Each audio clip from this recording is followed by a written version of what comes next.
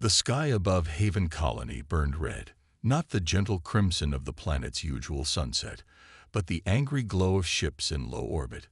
Enemy ships.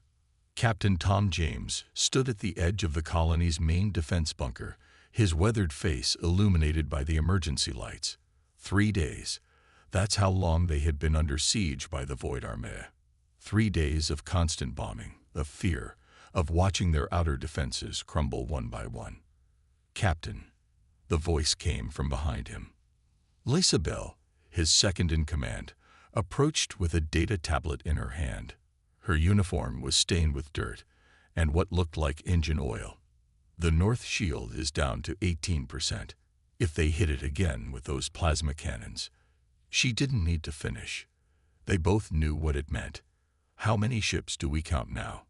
Tom asked, his voice steadied despite everything. Lisa's face tightened. 47. They brought in 3 more destroyers last night. Tom nodded slowly. Haven was supposed to be exactly that. A haven. The first successful human colony in the Arcturus system, established just 15 years ago. Now home to over 5,000 colonists. Families. Children.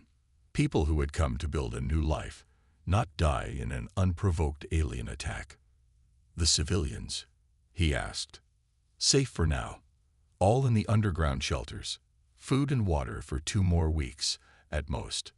The bunker shook as another explosion hit somewhere nearby. Dust fell from the ceiling. No one flinched anymore. They had gotten used to it. Sir, Lisa hesitated. The council wants to meet. They're talking about surrender terms. Tom's jaw tightened. There won't be any terms, Lisa. You've seen what the Void does to colonies that surrender. The Void Armada had appeared 6 months ago at the edges of human space. No warnings, no demands, no communication at all. Just destruction. 3 smaller outposts had already fallen before they reached Haven. There were no survivors. We need help, Lisa said simply.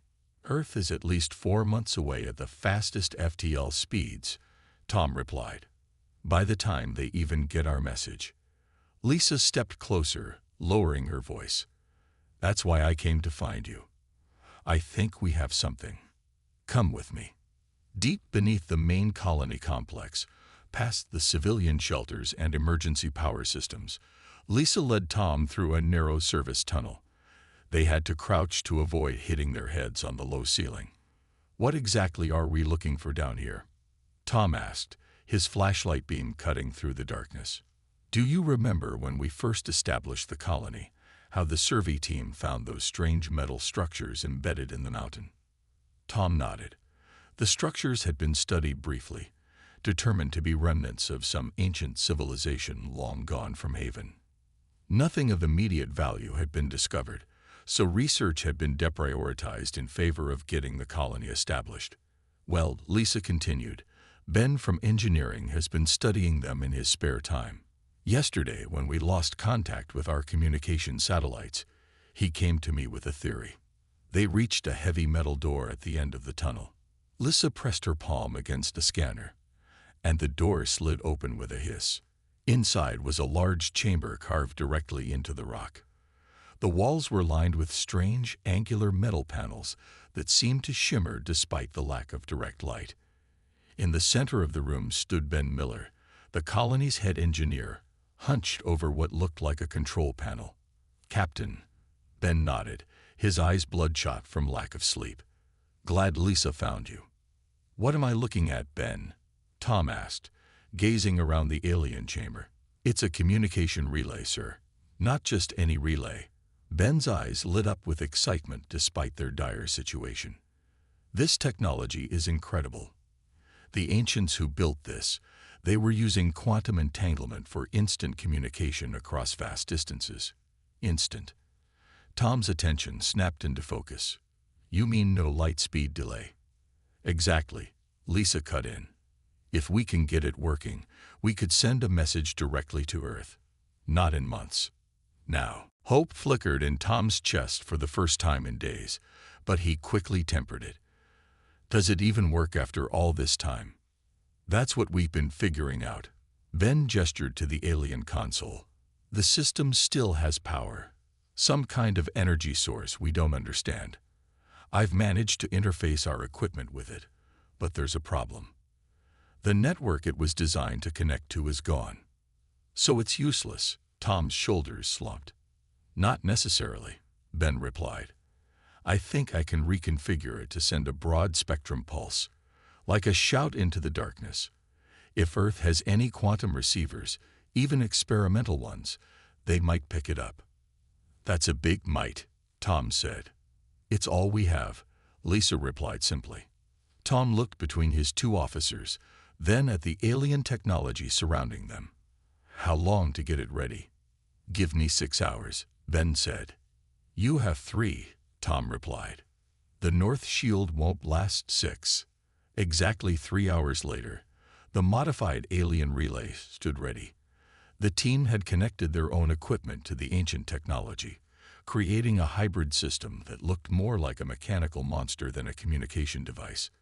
The message needs to be short, Ben explained. Just a few seconds at most. That's all the power we can channel. Tom nodded, stepping up to the makeshift transmitter.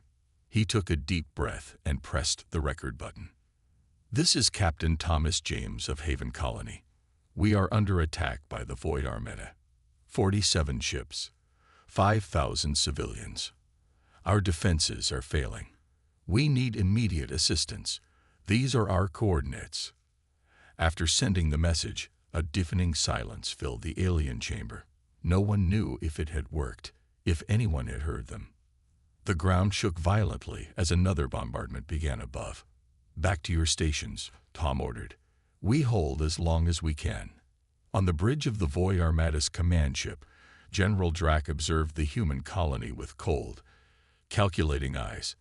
His gray skin reflected the glow of the tactical displays, showing the colony's weakening defenses. Their north shield is collapsing, his weapons officer reported. 2 more strikes, and we can land ground forces. Drac nodded in satisfaction. These humans are persistent, I'll give them that. But ultimately, they are no different from the others. A sudden alert caught his attention. One of his sensor officers turned with a confused expression. General, we detected a strange energy spike from the colony. Some kind of transmission. But it's like nothing we've seen before. Intercepted, Drac ordered. We cannot, sir. It disappeared, as if it wasn't bound by normal space. Drac's eyes narrowed. He rose from his command chair and approached the colony's holographic display, studying it with renewed interest. It doesn't matter, he finally said. Even if they found some way to call for help, no one will reach them in time. No one can travel faster than light allows. He turned to his bridge crew, mandibles clicking in what passed for a smile among his kind. Continue the attack. By nightfall, this colony will be nothing but ashes, like all the others. Little did Drac know that the humans of Earth had been making breakthroughs he couldn't imagine, and that Captain James's desperate call had already been received, not months later, but mere seconds after it was sent. The extinction of Haven Colony seemed certain, but far away. Something was already in motion that would change everything. The message arrived in the middle of Earth's night cycle. At Earth's military command center in the North American zone, most of the staff had gone home. Only the night shift remained, monitoring communications from the hundreds of human outposts scattered across known space. Lieutenant Dave Wilson sat at his console, fighting to stay awake. His shift would end in 20 minutes. 20 long minutes before he could head home to his apartment and fall into bed. The screens in front of him showed nothing unusual: routine check-ins, supply requests, and the occasional minor emergency that local forces could handle. Then every alarm in the command center went off at once. Dave jolted upright as his screens filled with flashing red warnings. For a moment, he thought it was a system malfunction. But then the message played. This is Captain Thomas James of Haven Colony. We are under attack by the Void Armada. 47 ships, 5,000 civilians. Our defenses are failing. We need immediate assistance. These are our coordinates. The voice was clear, as if Captain James was standing right next to him, not transmitting from a colony 4 months away at the fastest possible speeds. "Sir," Dave called out, his voice rising with urgency. "Priority 1 message from Haven Colony. They're under attack." Admiral Robert Brown was there in seconds, his weathered face stern as he listened to the message replay. "That's impossible," he muttered. "Haven is in the Arcturus system. There's no way we could receive a real-time transmission from that distance." "Sir, the quantum signature is authenticated," Dave replied, pointing to the verification codes on his screen. "This came through on a channel we didn't even know existed. Some kind of quantum entanglement that bypasses normal communication delays." Admiral Brown's expression darkened. "Get me the Joint Chiefs now." 2 hours later, the crisis room at Military Command was filled with Earth's highest-ranking military officials, their faces grim as they studied the tactical displays. 47 void ships, General Martinez stated, shaking her head. "Even if we could get there instantly, which we can't, we don't have enough forces in the entire sector to defeat a fleet that size. And Haven has no chance on their own," Admiral Brown added. "Their defenses were designed for pirates and minor threats, not a full-scale invasion." The room fell silent. Everyone knew what was at stake. Haven wasn't just any colony. It was the first successful settlement in the Arcturus system, a symbol of humanity's expansion beyond their home solar system. If it fell, other colonies would follow. "If only we could get there in time," Admiral Brown said, staring at the star map showing the vast distance between Earth and Haven. "Maybe we can." All heads turned toward the door. A young man stood there, his rumpled lab coat suggesting he'd been pulled from work. His ID badge identified him as Dr. Mike Reynolds, Advanced Propulsion Division. "Who let you in here?" General Martinez demanded. Admiral Brown raised a hand. "I did. Dr. Reynolds has been working on a project that might be relevant." "Go ahead, Doctor." Mike stepped forward, clearly nervous to be addressing such a distinguished audience. He tapped a command into his tablet, and a hologram appeared in the center of the room, a massive ship unlike any in Earth's current fleet. "This is the Defender," Mike explained. "It's the prototype for our new line of battleships. We've been testing a new propulsion system, Project Thunderbolt. It's based on folding space rather than traveling through it. You're talking about an instant jump," Admiral Brown said, "like the transmission we received." Mike nodded eagerly. "Exactly. We've never tried it with a ship this size. But the math works. Instead of taking months to reach Haven, we could be there in minutes." "And how many of these instant jump ships do we have?" General Martinez asked. Mike's excitement faltered. "Just the one, ma'am. The Defender. And we've only done short-range tests so far. Nothing like the distance to Arcturus." "So you're proposing we send one untested ship against 47 enemy vessels?" Another general scoffed. "Not exactly," Admiral Brown said thoughtfully. "The Defender is big enough to carry several smaller ships in its launch bays, and it's armed with our latest weapons systems. It's still a suicide mission," General Martinez argued. Admiral Brown turned to Mike. "What are the chances of success, Doctor?" "Honest assessment." Mike took a deep breath. "For the jump itself, about 60%. For winning against that many enemy ships, I don't know. That depends on how good our forces are." Admiral Brown nodded slowly, then turned to face the room. "We're not sending the Defender alone. We'll load it with our best fighters and our most elite troops. If this works, we'll have the element of complete surprise. The Void won't be expecting us for months, if at all." "And who's going to volunteer for this mission?" General Martinez asked. "You're talking about testing experimental technology in combat conditions against overwhelming odds." Admiral Brown smiled grimly. "I already have volunteers." The massive launch bay of the Defender hummed with activity. Fighters were being loaded into launch tubes. Troops boarded dropships. Engineers ran final checks on systems that had never been pushed to these limits before. Captain Jack Roberts stood on the bridge, watching the preparations on the ship's main screen. At 42, He had seen more combat than most officers twice his age. When Admiral Brown had asked for volunteers, Jack had been the first to step forward. "Status report," he called out. "All systems nominal, Captain." His first officer, Lieutenant Anna Green, replied. "Engineering reports the Thunderbolt drive is as ready as it will ever be. All crew are aboard and at battle stations." Jack nodded. They had assembled the best of the best in just under 12 hours. Pilots who could outfly anything the Void could put in the air, Marines who had fought in the most hostile environments imaginable, engineers who could keep the ship running even if half of it was blown away. "And our passengers?" he asked. Anna smiled slightly.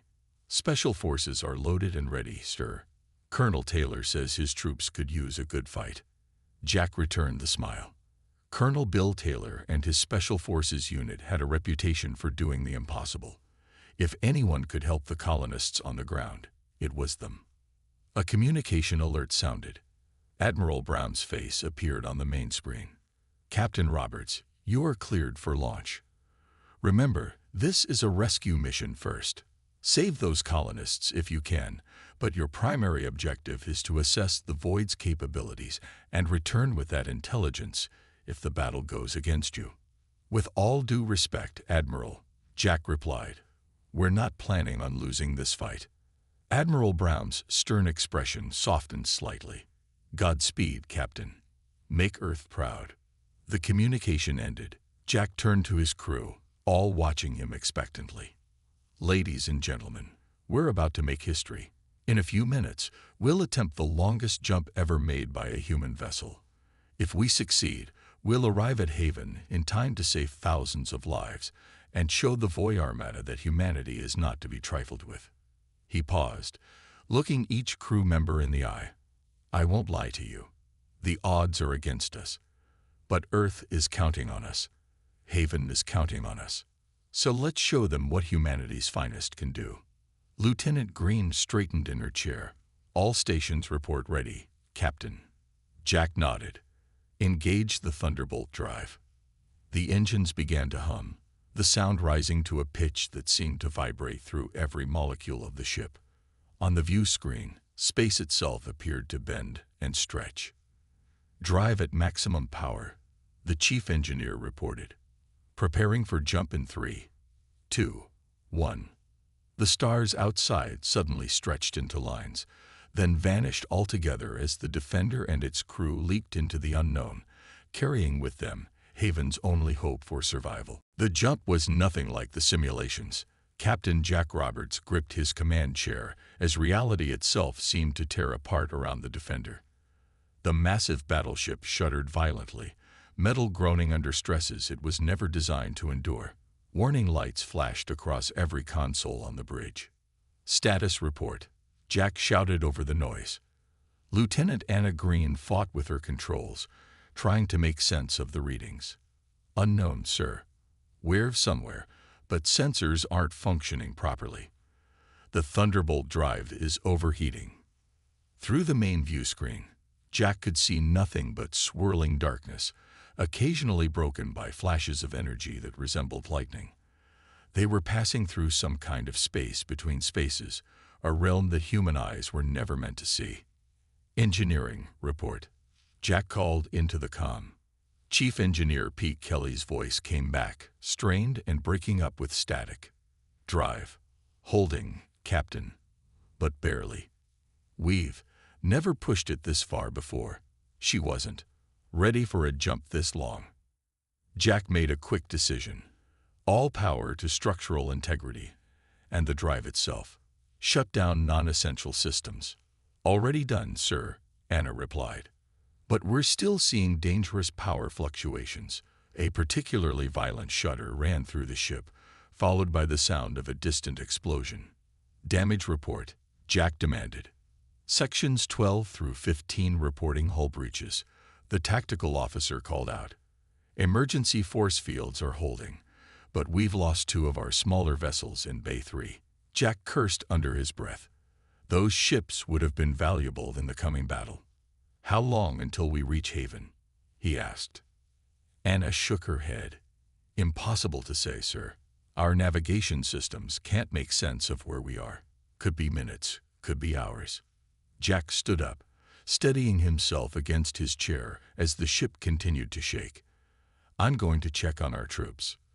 Lieutenant Green, you have the bridge. Try to stabilize our course if you can. Yes, sir, Anna replied, sliding into the captain's chair as Jack made his way to the turbolift.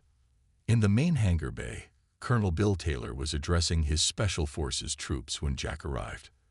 Unlike the ship's crew, these men and women seemed almost relaxed despite the violent shaking of the vessel. They had been through worse.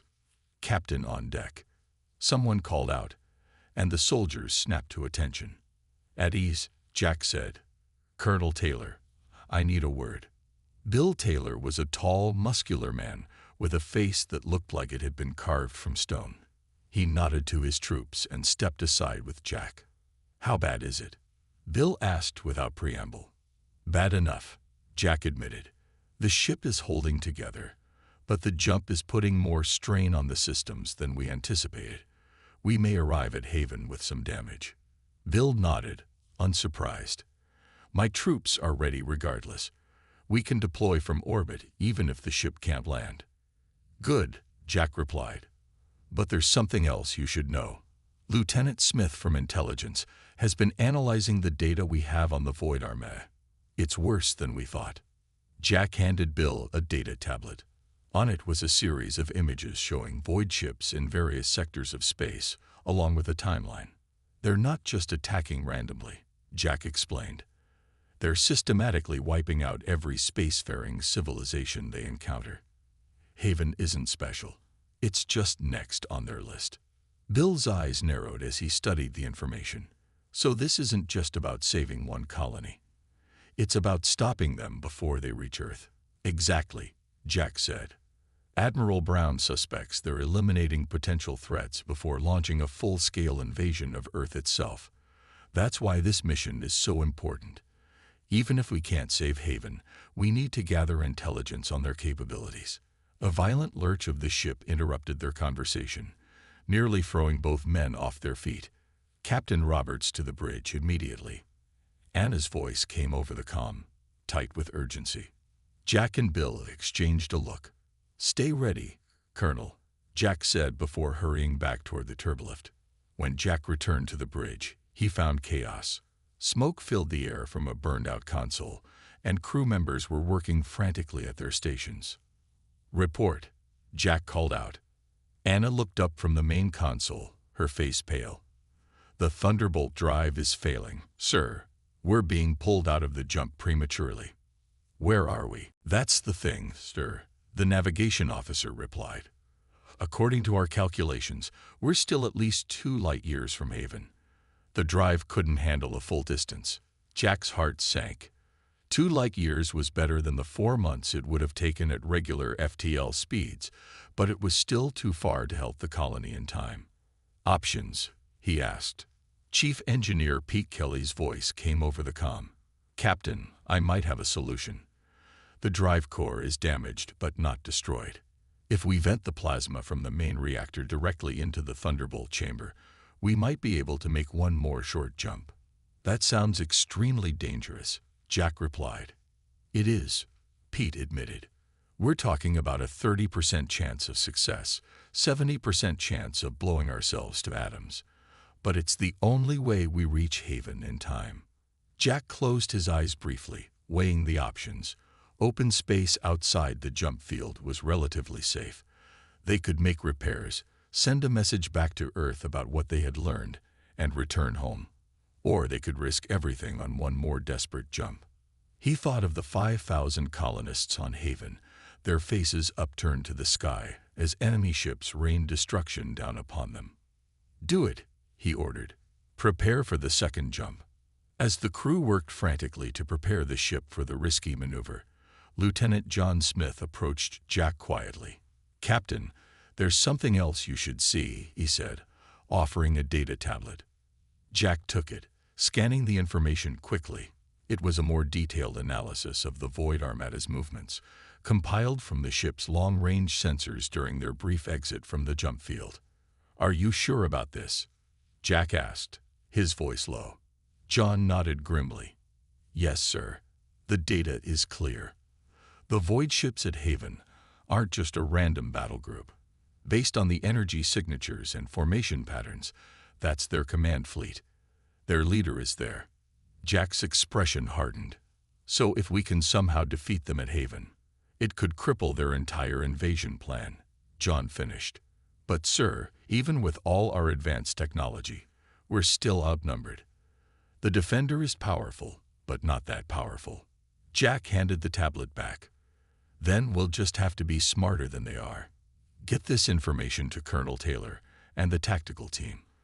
I want battle plans that take advantage of this." "Yes, sir." The ship shuddered again as engineers rerouted power systems and prepared for the desperate final jump. "All hands, prepare for emergency jump procedure," Jack announced over the ship-wide comm. "This will be rougher than the first one. Secure all stations and brace for extreme turbulence." As the crew rushed to comply, Jack returned to his command chair and strapped himself in. The view screen showed the swirling darkness of normal space, stars glittering against the void. "Thunderbolt drive is reconfigured, Captain," Pete reported from engineering. "Ready on your command." Jack took a deep breath. "For Earth. For Haven. Engage." The ship lurched forward as the drive activated once more, the stars stretching and twisting before disappearing entirely.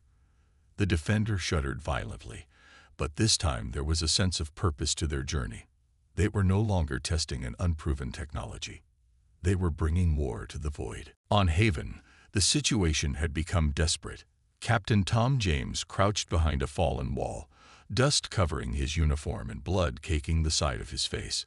The colony's north shield had finally collapsed 6 hours ago, allowing void ground forces to land. Now they were fighting street by street, building by building. "Captain."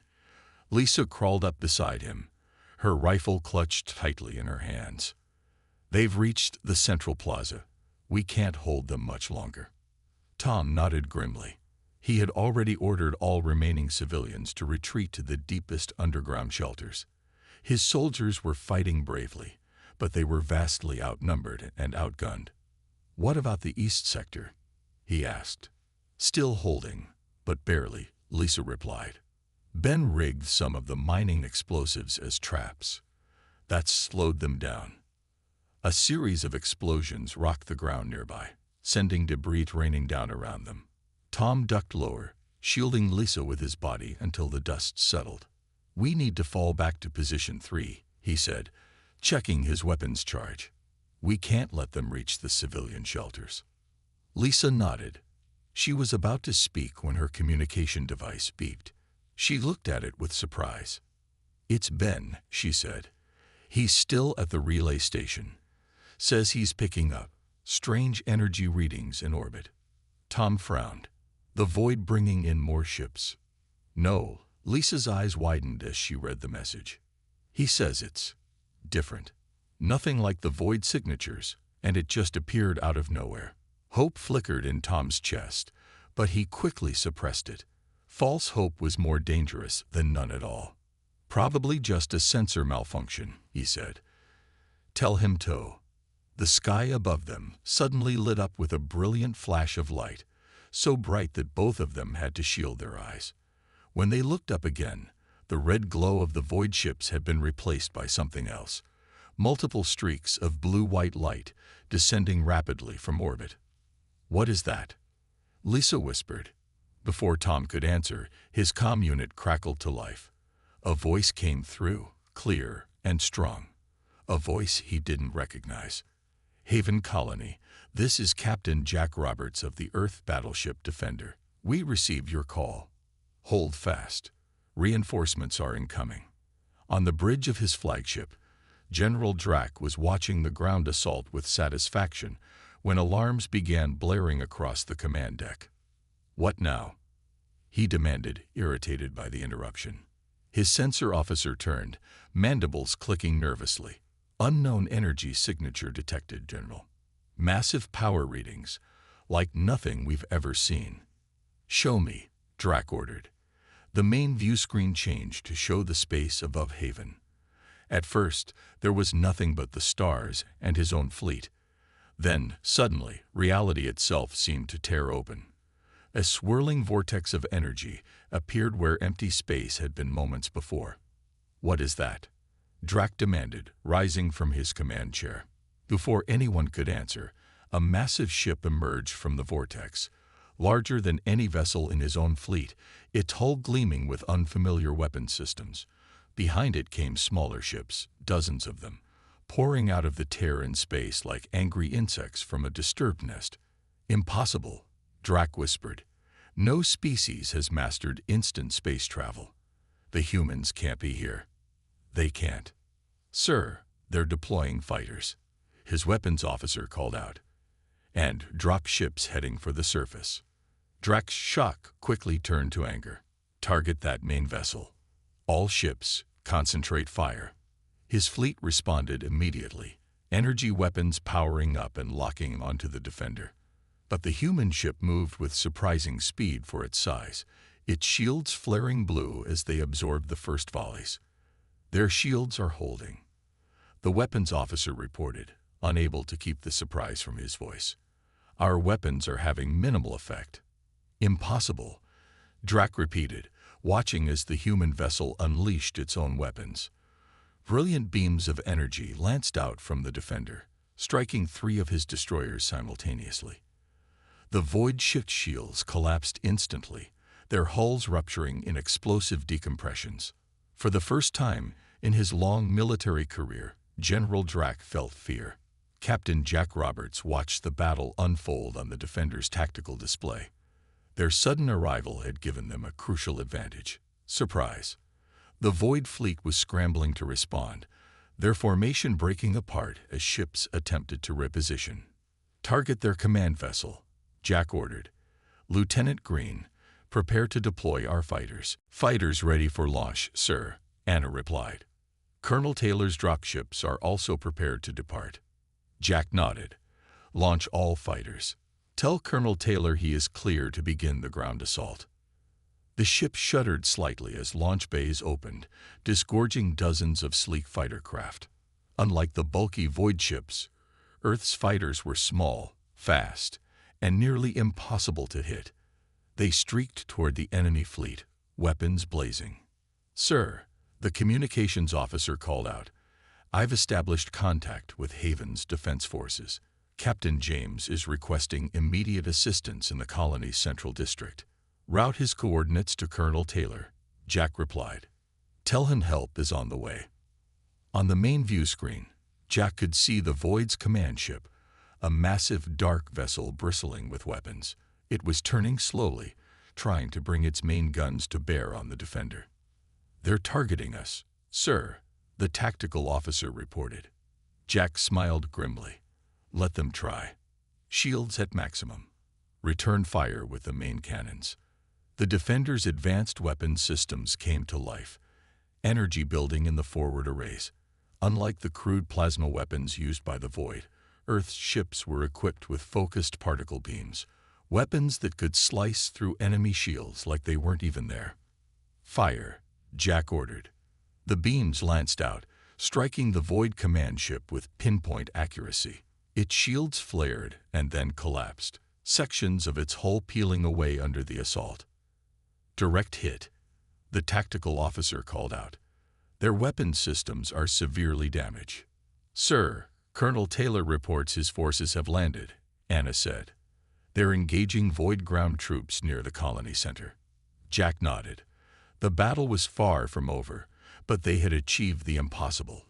They had arrived in time and were now fighting back. On the surface, Tom and Lisa watched in awe as the sky filled with unfamiliar ships. At first, they had feared it was more Void forces, but then they saw the symbols painted on the hulls. Earth's emblem, the blue planet with its protective shield. "They came," Lisa whispered, tears in her eyes. They actually came. Tom couldn't believe it either. Somehow, against all odds, Earth had received their message and responded, not in months, but in days. It seemed impossible. The dropships landed in the open area behind their position, ramps descending to disgorge heavily armed soldiers in advanced combat armor. Their weapons made the colonists look like toys. A tall, imposing man approached, his helmet retracting to reveal a weathered face. "Captain James?" he asked. Tom nodded, still stunned. "Colonel Bill Taylor, Earth Special Forces," the man said, extending a hand. "Heard you folks could use some help." Tom clasped the offered hand, feeling strength flow back into his tired body. "How is this possible? How did you get here so quickly?" Bill smiled. "New technology. The eggheads call it the Thunderbolt drive. First real test run. And I gotta say, it's one hell of a ride." More soldiers fanned out around them, taking up defensive positions. Their weapons hummed with power that Tom had never seen before. "What's the situation?" Bill asked. "All business now." Tom quickly described the Void's positions, their tactics, and the location of the civilian shelters. Bill nodded, then activated his comm. "All units, move to positions Alpha through Delta. Priority 1 is securing the civilian shelters. Show these Void bastards what happens when they mess with human colonies." He turned back to Tom. "Captain, if you and your people can hold this position, we'll handle the rest." Tom straightened, newfound determination flowing through him. "We'll hold. Count on it." Above them, the battle in orbit continued to rage. But for the first time since the Void had appeared, Tom felt something he had almost forgotten. Hope. The battle for Haven unfolded across both space and ground with stunning speed. In orbit, the Defender moved with impossible grace for a vessel of its size, its advanced engines allowing it to outmaneuver the larger Void ships despite their numbers. Captain Jack Roberts stood at the center of his bridge, calmly issuing orders as the ship shuddered under enemy fire. "Evasive pattern Delta," he commanded. "Target their engines and weapon systems. Disable, don't destroy." "Sir," Lieutenant Anna Green questioned, glancing up from her console. "We need intelligence," Jack explained. "Admiral Brown wants prisoners and intact technology. Focus on the command ship." On the tactical display, Earth's fighters swarmed around the Void vessels, like angry bees, their smaller size making them difficult targets for the aliens' heavy weapons. With each pass, they struck with precision, targeting shield generators and weapon emplacements. "Sir, the Void fleet is breaking formation," the tactical officer reported. "They appear to be retreating." Jack frowned.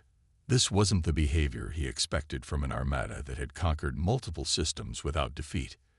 "It's a trick," he decided. "They're regrouping. Target their command ship before they can coordinate." The Defender's main cannons charged again, gathering energy until the air on the bridge seemed to crackle with power. When they fired, the beams cut through space like blue lightning, striking the Void command ship's engines. The massive vessel shuddered, then began to drift. "Direct hit," the tactical officer called out. "Their engines are offline." Jack allowed himself a small smile. "Send the boarding teams. I want General Drac alive." On the ground, the battle had transformed from a desperate last stand into a coordinated counterattack. Colonel Bill Taylor led his special forces through the colony streets, working in perfect sync with Captain Tom James and the colonial defenders. "Push forward," Bill shouted, his advanced battle armor deflecting enemy fire as if it were nothing more than rain. "Don't let them regroup." The Void ground forces, used to easy victories against outmatched opponents, found themselves facing soldiers with superior training and equipment. Earth's special forces moved like ghosts through the ruined buildings, their weapons cutting down alien troops with surgical precision. In the colony's main square, Tom and Lisa fought alongside Earth's soldiers, their exhaustion forgotten in the rush of combat. For the first time in days, they were advancing instead of retreating. "They're falling back," Lisa called out, watching as a group of Void soldiers abandoned their position. Tom nodded grimly. "Don't let up. We need to secure the civilian shelters." A massive explosion rocked the ground nearby as one of the Void's larger ground vehicles went up in flames, hit by a precision strike from an Earth fighter flying overhead. Bill approached, his armor scorched but intact. "Captain James, we've secured the east sector. My teams report the Void forces are in full retreat across the colony. They're heading back to their ships," Tom realized. Bill tapped his communication device. "Captain Roberts, be advised. Void ground forces are attempting to evacuate. Request air support to cut off their retreat." "Acknowledged, Colonel." Jack's voice came back clearly. "Fighters are being redirected now. Be advised, we've disabled their command ship and are preparing to board." Tom could hardly believe what he was hearing. In just hours, the seemingly invincible Void Armada was being driven back by Earth's forces. It seemed impossible. "How?" he asked Bill. "How are we winning so decisively?" Bill's face grew serious. "They've never faced real resistance before. Intelligence thinks they've been picking off isolated colonies and weaker species, building their strength. But they've never encountered Earth's full military power." He gestured to the sky, where the battle continued to rage. "That ship up there, the Defender, is just the prototype. Earth has been preparing for something like this ever since we started exploring beyond our solar system." A series of explosions lit up the sky as more Void ships fell to Earth's fighters. "Today," Bill said with grim satisfaction, "they picked the wrong species to mess with." On the bridge of his crippled flagship, General Drac watched in disbelief as his supposedly invincible armada was systematically dismantled by the human forces. Alarms blared all around him, emergency lights casting red shadows across the command deck. "Sir, Earth forces have boarded levels 3 through 7, his security chief reported, mandibles clicking nervously. "Our troops cannot hold them back. Their weapons, we've never seen anything like them." Drac snarled in frustration. This wasn't possible. The humans were supposed to be an emerging species, barely capable of interstellar travel. Yet here they were, wielding technology that rivaled or even surpassed the Void's own. "How many ships can still jump to safety?" he demanded. "Perhaps 15, General. The rest are either destroyed or disabled." Less than a third of his fleet, the worst defeat in the history of the Void Armada. "Order them to jump immediately," Drac commanded. "Return to Homeworld and warn the Council." The security chief hesitated. "And you, General?" Before Drac could answer, the doors to the bridge slid open with a hiss. Earth's soldiers poured in, their weapons raised. Behind them came a tall human in a captain's uniform. "General Drac, I presume." Captain Jack Roberts said calmly, as if they were meeting at a diplomatic function rather than in the middle of a battle. "I am Captain Jack Roberts of Earth's forces. Your fleet is defeated. Your ground forces are in retreat. I suggest you surrender." Drac stared at the human with hatred burning in his 4 eyes. "You think this is victory? This is merely one battle. The Void spans dozens of systems. We will return with 1,000 ships, and your colony will burn." Jack smiled slightly. "I don't think so, General. You see, while we've been talking, Earth has been analyzing your ship's computer systems. We now have the locations of all your bases, your fleet movements, even your homeworld." He stepped closer. "Right now, hundreds of ships like the Defender are being prepared. By the time you face trial for your crimes, the Void Armada will no longer exist." Drac's expression shifted from hatred to shock, then to something humans rarely saw on a Void face. "Fear. Impossible," he whispered. Jack shrugged. "That's what you thought about us arriving here in time to save Haven. Perhaps you should reconsider what humans are capable of." 3 days later, the colony of Haven was beginning to rebuild. The Void forces had been completely defeated, their remaining ships captured or destroyed. General Drac and several high-ranking Void officers were being held aboard the Defender, awaiting transport back to Earth for trial. Captain Tom James stood at the edge of the colony's main plaza, watching as Earth engineers worked alongside his people to repair the damage.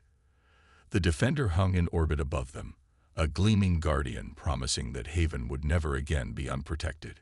"Captain," a voice called. Tom turned to see Lisa approaching with Captain Jack Roberts.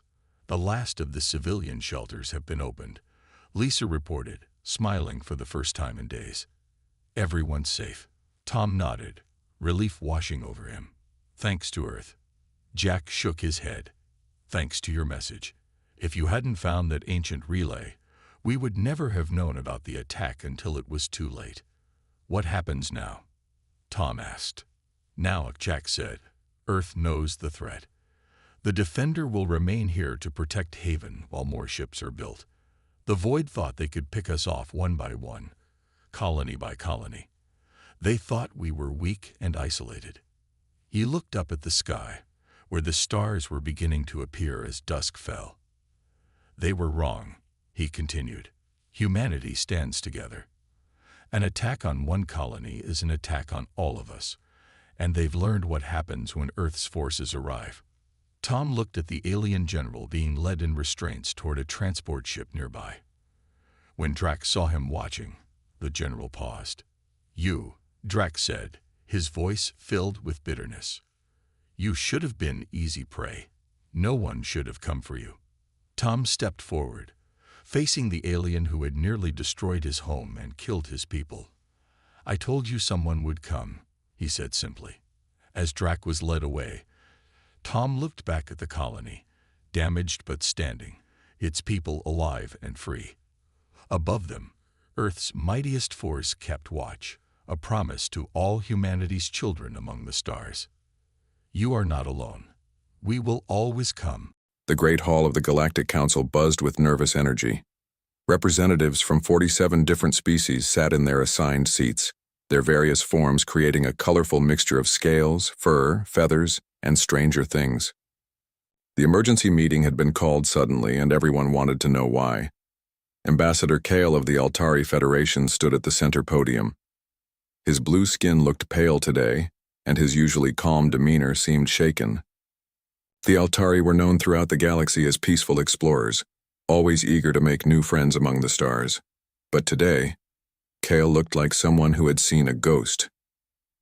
"Fellow beings of the Council," Kyle began, his voice carrying clearly through the translation devices, "I come before you today with urgent news. Our exploration fleet has discovered a new species on the outer rim of the galaxy. They call themselves humans, and their world is named Earth." A murmur ran through the assembly. New species were always exciting news.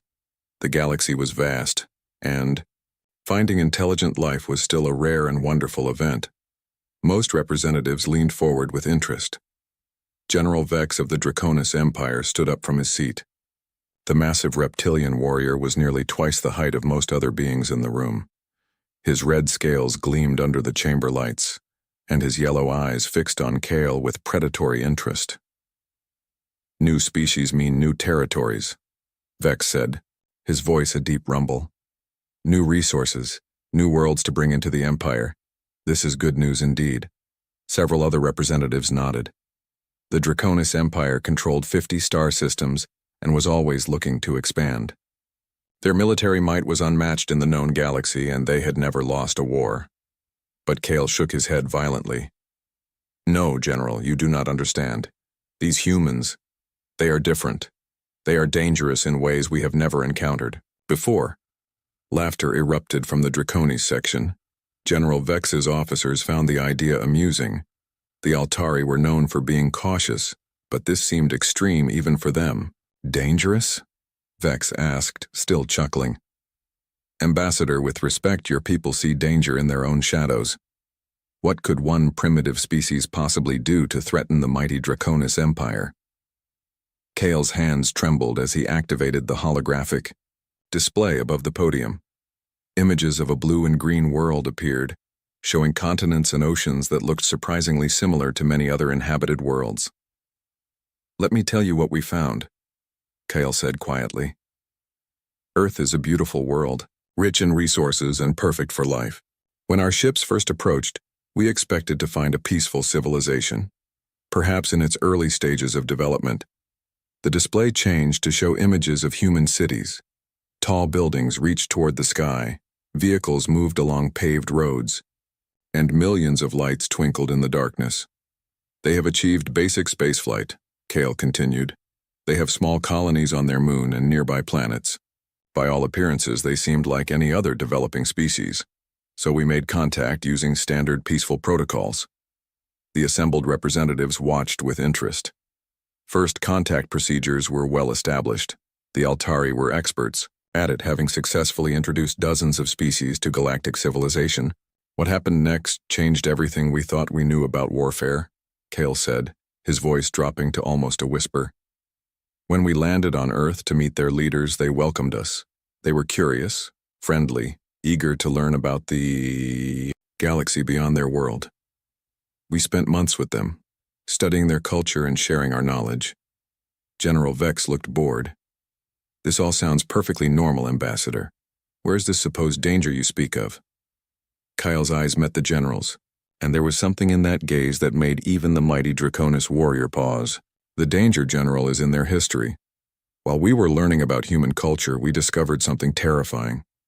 These beings have never known true peace. For their entire recorded history, they have been at war. Many species have violent pasts, interrupted Commander Zira of the hegemony. We all evolved from predators. What makes humans special? Because they never stopped, Kyle replied. We found peace through diplomacy. Others found it through conquest or exhaustion. But humans have been fighting each other for over 5,000 years without a single decade of complete global peace. The chamber fell silent. Representatives began to look uncomfortable. Cal continued. They have fought with sticks and stones. They have fought with metal swords and wooden shields. They have fought with gunpowder weapons and mechanical devices. They have even fought with weapons that can split atoms and destroy entire cities in seconds. The holographic display changed to show images from human history. Ancient battles with thousands of warriors clashing with bronze weapons. Medieval knights in armor charging across fields. Modern soldiers with advanced rifles fighting in trenches. And finally, the mushroom clouds of nuclear explosions. They have weaponized everything, Kale said, his voice filled with a mixture of awe and horror. Their music, their art, their very words can be turned into weapons. They have created poisons that can kill millions, diseases that can wipe out entire populations, and bombs that can crack the surface of planets. General Vex leaned forward, suddenly more interested. Impressive weapons for primitives, but weapons can be countered. Numbers can overwhelm any defense. You still do not understand, Kale said desperately. It is not their weapons that make them dangerous. It is their minds. They think about war differently than we do. The ambassador activated another set of images. These showed human military academies where young humans studied the art of warfare. We study war so we can avoid it, Kyle explained. Humans study war so they can perfect it. They have schools dedicated entirely to the science of combat. They analyze every battle they have ever fought, learning from each victory and defeat. They write books about strategy that are thousands of years old and still studied today. They create simulations of battles that never happened, just to explore new ways of fighting. They turn warfare into mathematics, calculating exactly how to achieve maximum destruction with minimum resources. The chamber was completely silent now. Even General Vex had stopped laughing. But perhaps most terrifying of all, Kale continued, is that they know when to stop, despite having the power to destroy their own world many times over. They choose restraint. They are not mindless killers or savage beasts. They are intelligent, calculating warriors who understand the true cost of war better than anyone else in the galaxy. Kale looked directly at General Vex. When our cultural exchange was complete, I asked their military leaders what would happen if someone attacked Earth. Do you know what they told me? The general said nothing, waiting. They said they would not just defend themselves. They would hunt down every ship, every base, every world that belonged to their attackers. They would dismantle their enemy's entire civilization, piece by piece, until nothing remained but ashes and regret. Kyle's voice grew urgent. And then, General, they smiled. The warning hung in the air like a physical presence, chilling every being in the Great Hall. 3 days after Ambassador Kale's warning, the Draconis Empire held its war council. The massive chamber deep within their homeworld was carved from black stone, with red crystals providing harsh lighting that cast sharp shadows on the walls. Around a circular table sat the Empire's most powerful military leaders. Emperor Thrax dominated the room from his throne-like chair. The ancient ruler was the largest Draconis anyone had ever seen, his dark red scales bearing the scars of 100 battles. His yellow eyes burned with ambition as he studied the holographic star map floating above the table. "So," Thrax rumbled, his voice like grinding stone, "the Altari fear these humans. They speak of danger and destruction." He laughed, a sound like breaking rocks. "The same Altari who surrender at the first sign of conflict. The same weaklings who beg for peace when we take their worlds." General Vex stood at attention beside the table. "My Emperor, I witnessed Kael's presentation myself. The ambassador seemed genuinely frightened. Perhaps we should investigate further before taking action." "Investigate?" Thrax's eyes narrowed dangerously. "Are you suggesting the mighty Draconis Empire should cower before rumors and ghost stories?"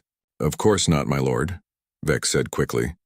"But the Altari are excellent scouts. Their information is usually accurate."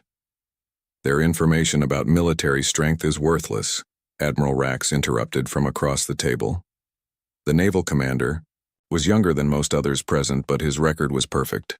He had conquered 12 star systems for the Empire without losing a single major battle. "Look at the facts," Rax continued, activating his own holographic display. "This human homeworld, Earth, sits alone on the outer rim. They have barely achieved faster than light travel. Our intelligence shows they have small mining operations on nearby asteroids and a tiny research station on their moon." The display showed images captured by long-range Draconi spy probes. Human spacecraft looked primitive compared to Empire vessels. Their largest ships were clearly designed for cargo transport, not warfare. "Their technology is at least 200 years behind ours," Rax explained. "They use chemical rockets for most of their space travel. Their weapons appear to be based on projectile systems rather than energy weapons. They do not even have proper shield technology." Emperor Thrax leaned forward with interest. "What about their planetary defenses?" "Minimal," Rax replied confidently. "A few orbital platforms around Earth itself, but nothing that could stop a proper invasion fleet. Their military appears to be focused on ground-based forces, not space combat." Commander Drex, leader of the Empire's ground forces, snorted with amusement. "Ground forces? How primitive. Do they still fight with swords and spears?" "Projectile weapons mostly," Rax answered. "Chemical explosives. Very basic compared to our plasma cannons and energy shields. Their soldiers wear simple armor that would not stop even our weakest weapons." The War Council continued for hours, analyzing every piece of intelligence about humanity. The more they learned, the more confident they became. Humans seemed to be exactly what they appeared, a young species taking its first steps into the galaxy. "What about their population?" asked General Zek, the Empire's strategic planner. "Approximately 8 billion on their homeworld," Rax responded. "Perhaps another million scattered among their small colonies. A decent population for slave labor after conquest." Thrax smiled, showing rows of sharp teeth. "And their resources?" "Abundant," Rax said eagerly. "Earth is rich in metals, water, and organic compounds. The system contains several gas giants, perfect for fuel extraction, and the asteroid belt holds enough rare minerals to supply our shipyards for decades." The Emperor stood slowly, his massive form casting shadows across the chamber. "Tell me, Admiral, how long would it take to conquer this human system?" Rax did not hesitate. "With a proper fleet, my lord? 2 weeks, perhaps 3 if they hide among their asteroids. But they have nowhere to run, no allies to call for help, no technology that can threaten our ships." "And what size fleet would you need?" 300 ships should be more than sufficient, my Emperor. Capital ships for orbital bombardment, carriers for fighter support, and troop transports for ground occupation. Standard conquest formation." Thrax walked to the star map, studying the location of Earth's system. It was indeed isolated, far from any major trade routes or allied civilizations, the perfect target for expansion. The Altari spoke of human history, General Vex said carefully. Their wars and weapons. Primitive conflicts between primitive people, Thrax dismissed. Every species fights before it learns civilization. The strong survive, the weak serve. It is the natural order. But my lord, Vex pressed, Kale seemed to believe their experience makes them dangerous. Thrax turned to face his general, and Vex immediately lowered his eyes in submission. Are you questioning my judgment, General? Never, my Emperor. I merely suggest caution.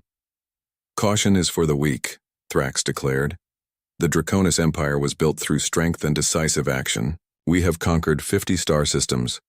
We have defeated species with technology far superior to these humans. We have never lost a war. The Emperor returned to his throne. Decision made. Admiral Rax, you will assemble the conquest fleet. General, Vex, prepare ground forces for occupation duties. Commander Drex, ready the slave processing centers. My lord, Rax said with excitement, shall I inform the Galactic Council of our intentions? Standard protocol requires... Protocol? Thrax laughed harshly. Since when does the Empire ask permission to expand? The humans are not council members. They have no treaties or protections. They are free territory, waiting to be claimed. The War Council erupted in approving growls and battle cries. The Draconis had not had a proper conquest in over a year, and the warriors were eager for action.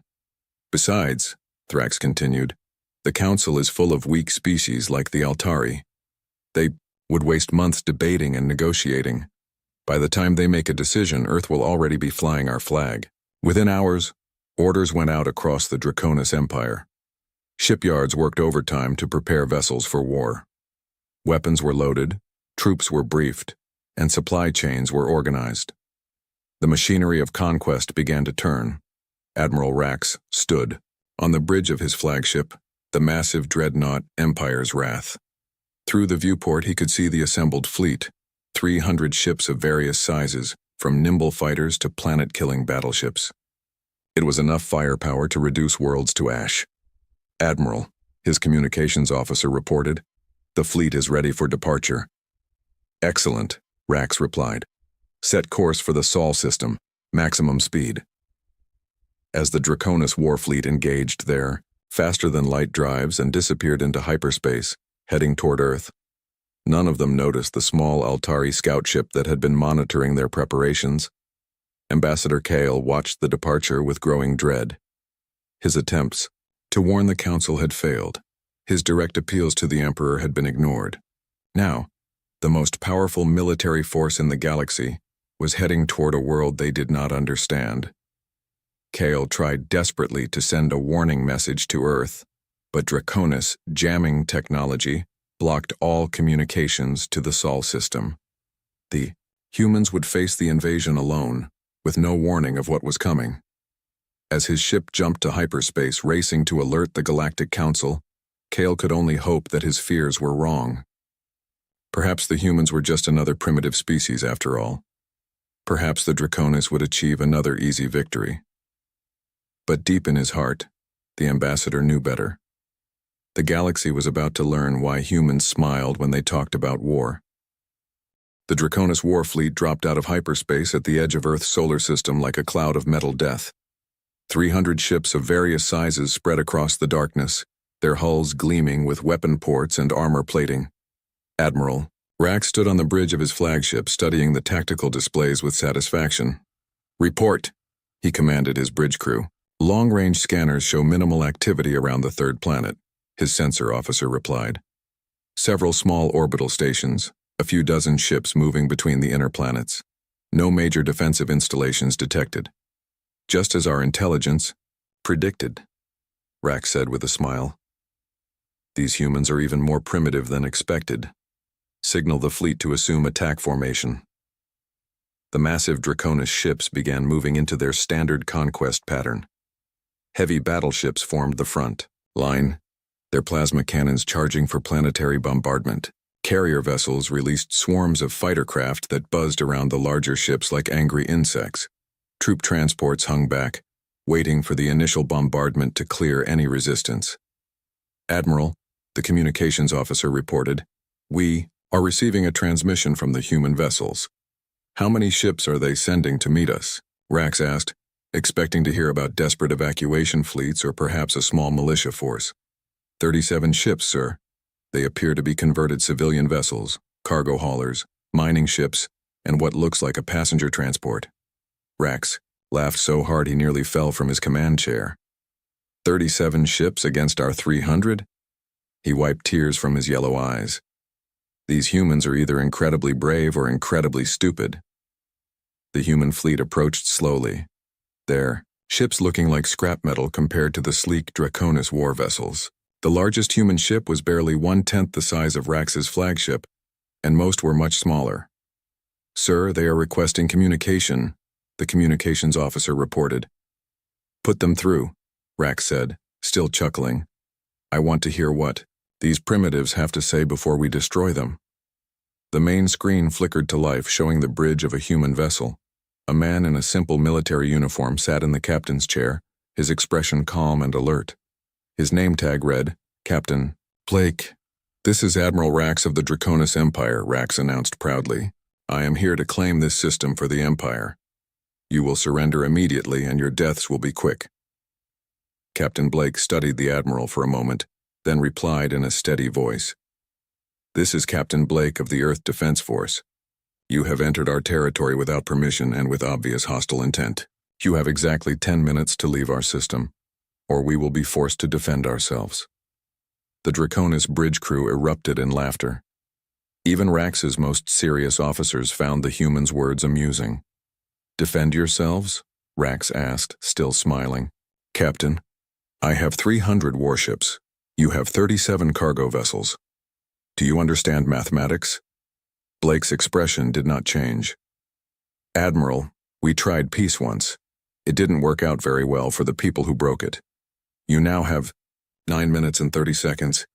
You dare threaten the Draconis Empire?" Rax's amusement turned to anger. "I will enjoy watching your primitive world burn." 8 minutes, Blake replied calmly and cut the communication. Rax turned to his weapons officer. "Target their flagship. One shot from our main cannon should be enough to show them the futility of resistance." "Firing main plasma cannon," the weapons officer reported. A brilliant beam of energy lanced out from the Draconis flagship, capable of melting through the armor of any known ship. It struck Blake's vessel directly in the center. The human ship's hull glowed white-hot for a moment, then something impossible happened. Instead of exploding or melting, the ship absorbed the energy and continued moving forward as if nothing had occurred. "What?" Rax stared at his tactical display in confusion. "How is their ship still intact?" "Unknown, sir," his weapons officer replied, panic creeping into his voice. "The energy signature shows a direct hit, but there is no damage visible." "Fire again, all forward batteries." Multiple energy beams struck the human fleet, but the results were the same. The ship seemed to shrug off weapons that could destroy cities. "Sir," the sensor officer called out urgently, "the human ships are accelerating. They are moving into attack formation." Rax watched in disbelief as the small human fleet spread out and began approaching his massive armada. Their movement patterns were unlike anything he had ever seen, seemingly random but somehow perfectly coordinated. "All ships open fire," Rax commanded. "Destroy them." The Draconis fleet unleashed everything they had. Plasma cannons, energy torpedoes, and particle beams filled space with deadly light, but the human ships danced between the attacks like they knew exactly where each shot would go. Then the humans fired back. What came from their ships were not energy weapons or advanced missiles. They were simple chunks of metal, accelerated to incredible speeds. But when these primitive projectiles hit Draconis vessels, they punched through shields and armor like they were made of paper. "Impossible!" Rax shouted as he watched 3 of his battleships torn apart by what appeared to be glorified bullets. "How are they penetrating our shields?" "Sir," his science officer replied with terror in his voice, "those projectiles are moving at significant fractions of light speed. At those velocities, mass becomes irrelevant. They are hitting us with the force of small stars." The battle turned into a nightmare for the Draconis. Their superior numbers meant nothing when human ships moved like ghosts, appearing where they were least expected. Their advanced weapons were useless against enemies who seemed to predict every attack. Worse still, the humans fought with a coordination that defied explanation. When one human ship was damaged, others would immediately move to protect it. When Draconis ships grouped together for mutual defense, human vessels would appear from impossible angles to strike at weak points. "Admiral," his tactical officer screamed, "the humans are using their own ships as weapons." Rax looked up to see one of the smaller human vessels accelerating directly toward his flagship. The ship's engines glowed white-hot as it built up speed. "Evasive maneuvers," Rax ordered, but it was too late. The human ship struck the Draconis flagship at tremendous velocity, but instead of a simple collision, something far worse happened. The human vessel exploded at the moment of impact, turning itself into a directed nuclear explosion that tore through the flagship's hull like tissue paper. Emergency alarms blared throughout the bridge as atmosphere rushed out through massive hull breaches. Half of Rax's crew were dead or dying, and his mighty flagship was crippled. "Retreat." Rax gasped through his emergency breathing mask. "All ships retreat to hyperspace." The surviving Draconis vessels fled in panic, leaving behind the wreckage of 75 ships, a quarter of their entire fleet destroyed in less than 30 minutes. As the Draconis fleet jumped to hyperspace, Captain Blake's voice reached them on an open channel. "You had your chance to leave peacefully. Tell your Emperor that if he wants Earth, he'll have to come and take it himself. We'll be waiting." In the silence of space, the human fleet regrouped around their damaged vessels, already beginning repairs. They had fought the most powerful military force in the galaxy and won decisively. The war had begun, and the Draconis Empire had just learned their first lesson about underestimating humans. Admiral Rax returned to the Draconis homeworld in shame. His once mighty flagship limped into port with massive hull breaches and half its crew dead. The sight of the defeated fleet shocked the entire empire. Never before had Draconis forces suffered such devastating losses. Emperor Thrax received the admiral in the throne room, his yellow eyes burning with rage. The massive ruler's claws scraped against his stone throne as he listened to the battle report. 75 ships destroyed, Thrax repeated slowly, his voice like grinding metal. A quarter of our invasion fleet, defeated by 37 primitive vessels. "My Emperor," Rax said, kneeling before the throne, "these humans fight unlike any enemy we have faced. Their weapons are crude but effective. Their tactics are unpredictable. They seem to know exactly what we will do before we do it." "Excuses!" Thrax roared, standing to his full towering height. "The Draconis Empire does not lose battles to primitives.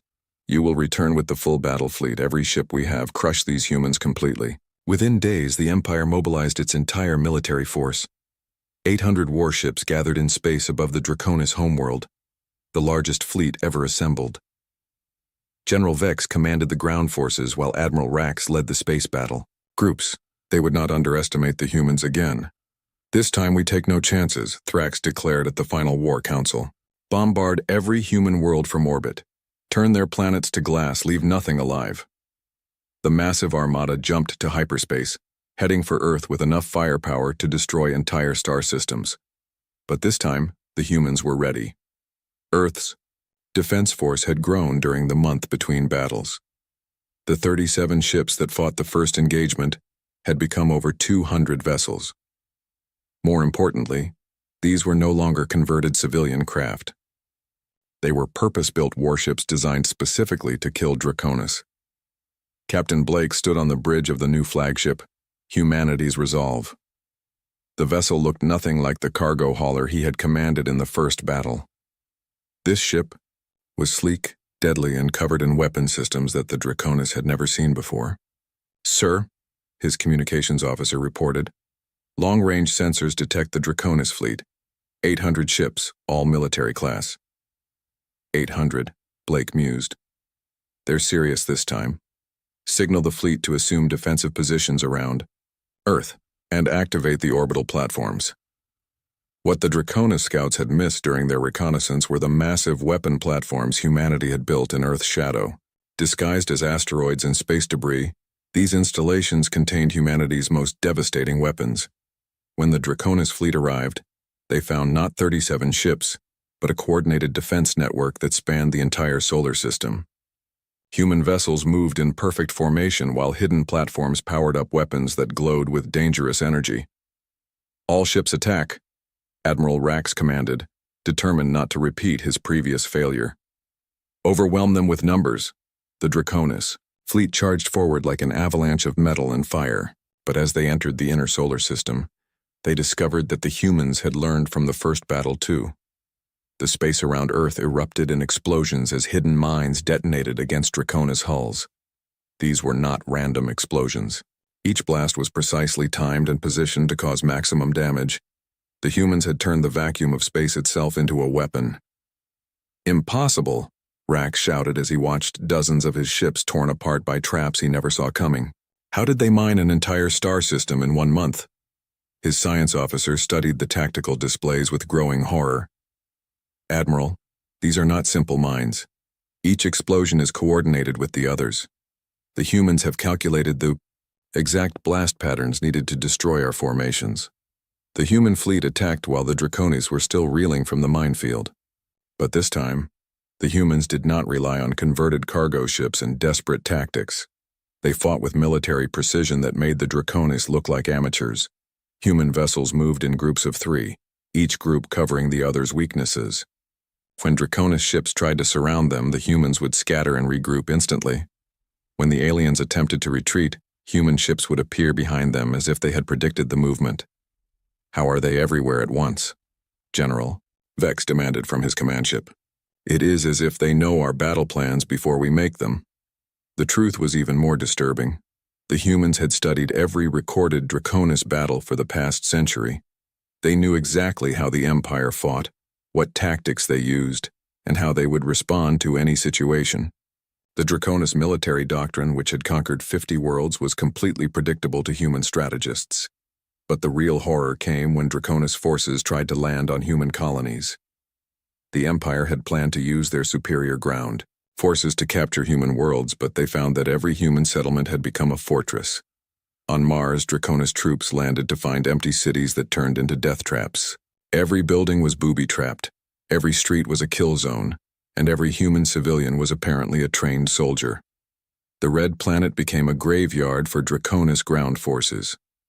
"Sir," Commander Drex reported from the surface, his voice filled with panic, "the humans have disappeared.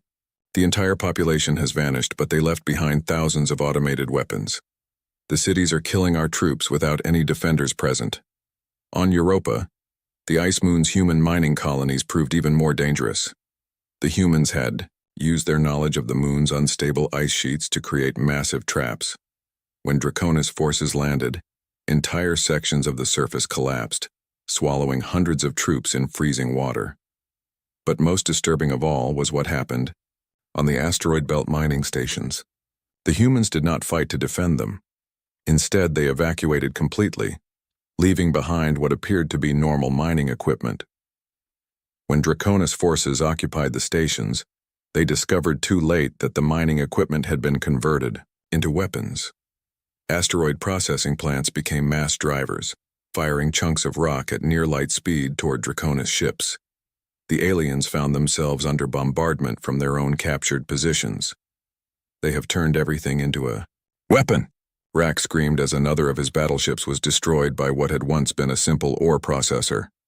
"Their mining equipment, their construction tools, even their waste disposal systems are trying to kill us." The war that the Draconis expected to win in days dragged on for months. Every victory came at a terrible cost, and the humans adapted to every tactic faster than seemed possible. Worse still, captured Draconis technology began appearing in human hands, improved and turned against its original creators.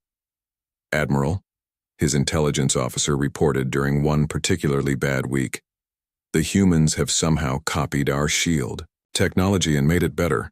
Their new ships are completely immune to our plasma weapons." "How is that possible?" Rax demanded. "We only lost those ships 3 days ago."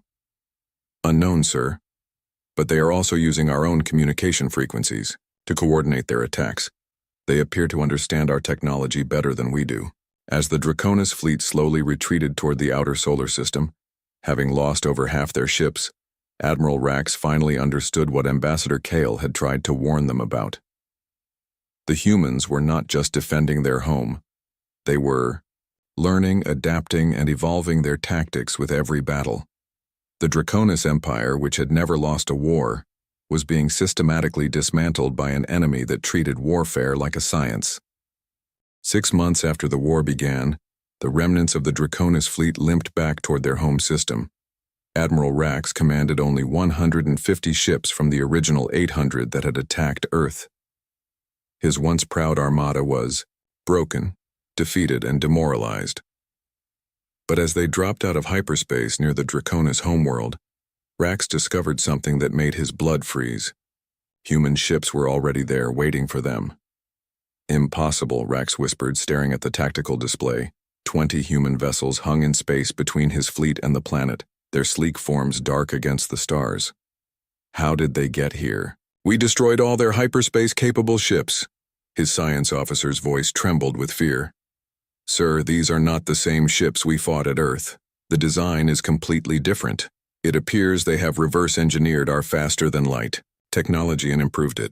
On the planet's surface, Emperor Thrax stood in his throne room, watching through the great windows as strange fires burned across his capital city. But these were not random fires of destruction. They were precise, controlled burns that targeted only military installations, communication centers, and weapon factories. "Report," Thrax demanded as General Vex entered the chamber, his armor scorched and his scales blackened with smoke. "My Emperor," Vex said, barely able to stand. "The humans arrived 3 days ago, not with a massive invasion fleet, but with small teams that appeared from nowhere. They struck every military base simultaneously, disabled our planetary defense grid, and captured our primary spaceports." "How many troops did they land?" Thrax asked, his claws digging into his throne. "Unknown, my lord, we never saw them coming. Our sensors detected no landing craft, no transport ships. They simply appeared inside our most secure facilities as if they materialized from thin air." The truth was even more impressive than General Vex realized. While the Draconis had been fighting desperately to hold Earth's solar system, human special forces had captured several Draconis ships intact. They had not just copied the alien technology, they had perfected it. Human engineers had improved Draconis cloaking devices, making them completely undetectable. They had enhanced the teleportation technology that Draconis troops used for boarding actions, turning it into a tool for surgical strikes. In 6 months, humanity had taken technology that the Draconis had developed over centuries and made it better. In space above the planet, Admiral Rax faced Captain Blake once again. The human officer appeared on his communication screen, still, calm and professional, despite commanding a force that had somehow reached the heart of the Draconis Empire. "Admiral Rax," Blake said politely, "I believe we need to discuss terms." "Terms?" Rax snarled, his defeat making him desperate. "I still have 150 ships. You have only 20. "Admiral," Blake replied patiently, "look at your tactical display more carefully." Rax glanced at his screens and felt his heart stop.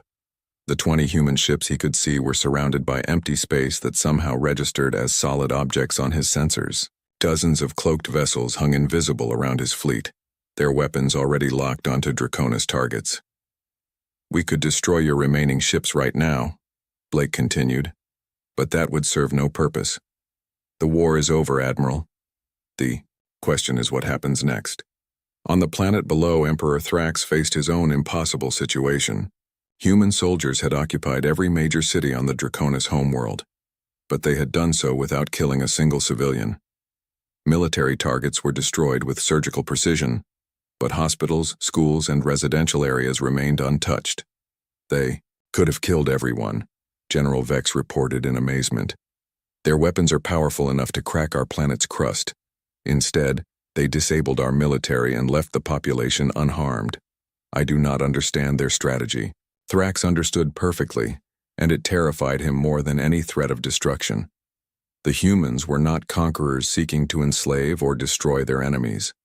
They were demonstrating something far more dangerous: the power to completely control their opponent's fate. The communication system in the throne room activated, and Emperor Thrax found himself face to face with a human general.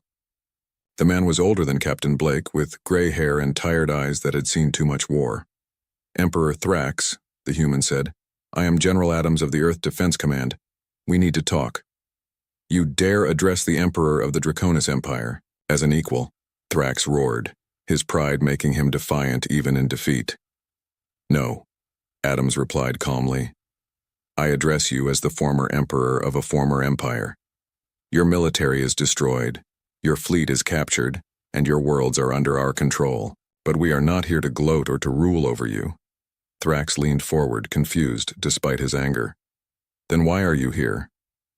"To offer you something your empire never offered its enemies," Adams said. "A chance to surrender with dignity, a chance to rebuild, a chance to learn from your mistakes." The human general activated a holographic display showing star maps of Draconis space. Red marks indicated worlds that had been captured or controlled, but surprisingly most of the Empire's territory remained under alien control. "We have taken your military capability," Adams explained, "but we have no interest in ruling your people. You will withdraw from all conquered worlds and return them to their original inhabitants. You will dismantle your war machine and focus on peaceful development, and you will accept human observers to ensure you keep these agreements." "And if we refuse?" Thrax asked, though he already knew the answer. "Then we will do what you planned to do to Earth," Adams replied simply. "But I do not think that will be necessary. Your people are not evil, Emperor. They are simply following leaders who chose conquest over cooperation." Over the following weeks, the galaxy watched in amazement as the Draconis Empire formally surrendered to humanity. The peace treaty that followed was unlike anything in galactic history.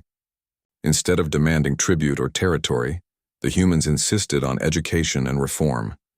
Human teachers arrived on Draconis worlds to share knowledge of science, medicine, and engineering. Human doctors provided medical care to wounded Draconis soldiers. Human engineers helped rebuild the infrastructure that had been damaged during the war. Ambassador Kale of the Altari Federation met with General Adams on a neutral space station where the Galactic Council was holding emergency sessions. The other species watched the humans with a mixture of awe and terror. "Your people could have destroyed the Draconis completely," Kale observed. "Why show mercy to those who would have shown you none?" Adams looked out at the stars through the station's viewport, his expression thoughtful. "Because we learned something a long time ago, Ambassador. The strongest civilizations are not the ones that can destroy their enemies. They are the ones that can choose not to." "But surely you must want something in return," Kale pressed. "Resources, territory, tribute." "We want peace," Adams replied simply.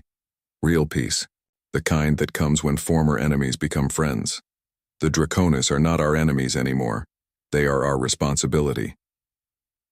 The Galactic Council formally recognized humanity as a major power, not through conquest, but through their demonstration of strength tempered by wisdom. Human ships began patrolling former Draconis space, not as occupiers, but as protectors, ensuring that the cycle of conquest and revenge would finally end. In his final report to the Council, Ambassador Kale wrote, "The humans have taught us that true power lies not in the ability to destroy, but in the wisdom to know when destruction is unnecessary. They have turned their greatest strength, their understanding of war, into their greatest gift, the knowledge of how to build lasting peace." The galaxy had learned why you should never attack humans. Not because they were the strongest, but because they understood conflict better than anyone else, and they had chosen to use that knowledge to protect rather than conquer.